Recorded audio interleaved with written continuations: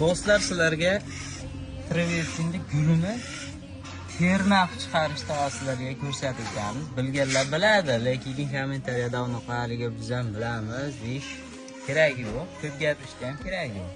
Sizlarga shunchaki bilganlar uchun yangilik, bilmaganlar uchun yangilik. Mana suvni sepib olamiz, sekin, ozgina.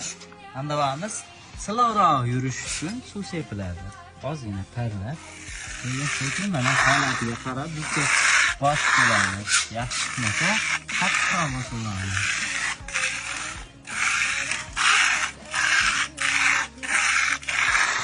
Buni kamroq chiqishi uchun yanada kamaytirib, ko'paytirib, o'zimizga xohishimizga qarab gulni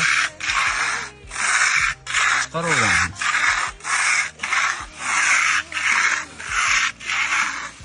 Kimgadir sal uzunroq gul bo'lsa, mana shunaqa gullar yoqsa, shunday chiqadi. Agar yoqmaydigan bo'lsa, sal tepaga pastga qo'ysak, uzayib turgan gullar uzilish berib, boshqacha bu ham xos ko'ramiz, boshqacha chiqadi.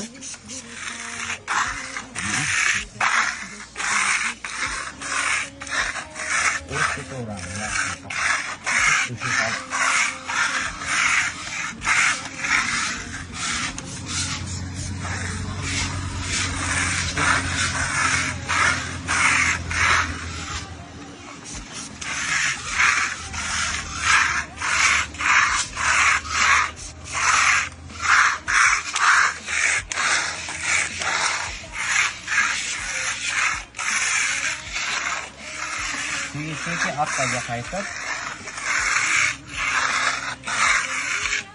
yana tekizlab qo'yamiz.